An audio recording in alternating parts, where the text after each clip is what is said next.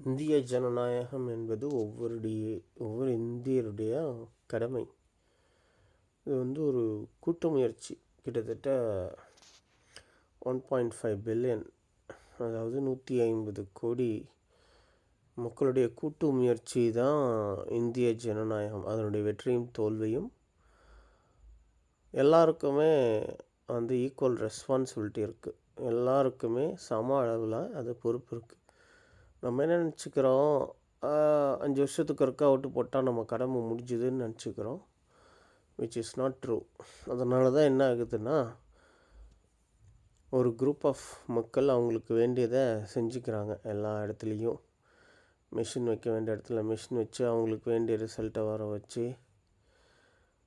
அவங்களுக்கு வேண்டிய மக்களுக்கு ஆதாயங்களை கொடுத்து, அந்த மக்கள் மட்டும் அவங்களுக்கு பெரிய அளவில் லோன் கொடுத்து, அந்த லோனை கட்டாட்டியும் பரவாயில்லன்னு சொல்லி அந்த ஒரு குரூப் மட்டும் நல்லா இருக்குது. அந்த ஒரு குரூப் பார்த்திங்கன்னா இந்தியாவிலே ரிச்சஸ்ட் 1% வந்துடுவாங்க. அவங்க காலையில் எழுந்திரிச்சு சாயந்தரம் வரைக்கும் உழைச்சாலும் உழைக்காட்டியும் இந்தியாவில் இருக்கிற டாப் 250 பில்லியனர்ஸ்க்கு ஒரு ஆவரேஜ் இன்கம் பார்த்திங்கன்னா, உழைச்சாலும் உழைக்காட்டியும் அவங்களுக்கு ஒரு நாள் வருமானம் மட்டுமே 500 கோடி ஒரு நாள்.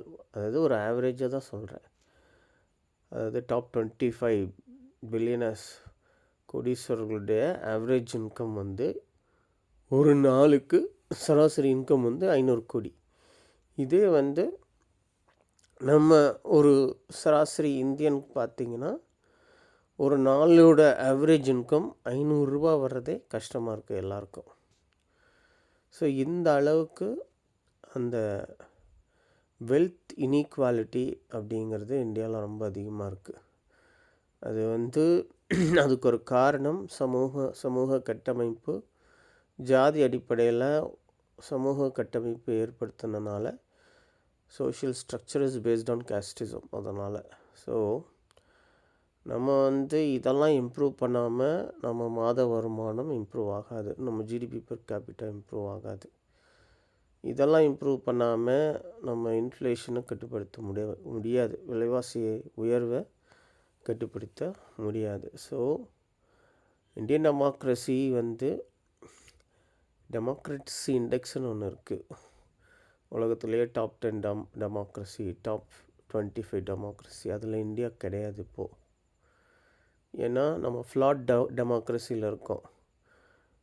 Things like press freedom, fairness in elections, number of press conferences given by the leader of the country, இதெல்லாமே இதில் பொருந்தும். அப்புறம் ரிலீஜியஸ் ஃப்ரீடம், இந்த மாதிரி விஷயங்கள் எல்லாமே தான் டெமோக்ரஸி இண்டெக்ஸில். அதெல்லாம் பெட்டராக இருந்துச்சுன்னா டாப்பில் இருக்கும். இந்தியா இப்போ டாப்பில் இல்லை.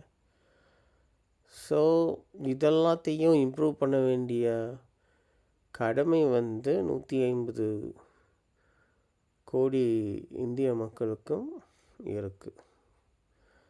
நம்ம எல்லோரும் வீதியில் இறங்கி சண்டை போடணுமானா தேவையில்லை. நார்மலாக நம்ம கான்வர்சேஷனில் இப்போ நம்ம பேசுகிற மாதிரி பேசினாவே போதும். கோவப்பட்டு கூட பேச தேவையில்லை.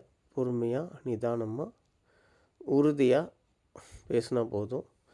தலைவர்களுக்கு என்ன கடமை இருக்குது, அதை அவங்க செய்கிறாங்களா, இல்லைன்னா என்ன பண்ணுறது, அவங்கள அடுத்த எலெக்ஷனில் மாற்றணும்.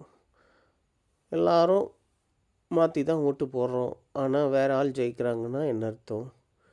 ஏதோ அதில் குளறுபடி எலெக்ஷன்லாம் நடக்குதுன்னு அர்த்தம். அப்போ அதை எப்படி சரி பண்ணுறதுன்னு எல்லோரும் சேர்ந்து குரல் கொடுத்தா கண்டிப்பாக ஒரு ஜனநாயக நாட்டில் 150 கோடி மக்கள் சேரும் பொழுது, 1 கோடி மக்கள் சேர்ந்தாவே அது ஒரு பெரிய சக்தியாக மாறி, ஒரு தமிழ்நாட்டின் தலையெழுத்து 1 கோடி மக்கள் சேர்ந்து சிந்தனை செஞ்சால் போதும், ஈஸியாக மாறிடும். அதே மாதிரி ஒரு இந்திய தேசத்துக்கு ஒரு 10 கோடி மக்கள் சேர்ந்தாங்கன்னா ஒரே சிந்தனையில் இவரை ஜெயிக்க வைக்கணும், அல்லது நம்ம எஜுகேஷன் இம்ப்ரூவ் பண்ணணும், அல்லது பெட்ரோல் விலை குறைக்கணும், இந்த மாதிரி ஏதோ ஒரு கோல் வச்சு எல்லாரும் அதில் நம்ம சிந்தனையும்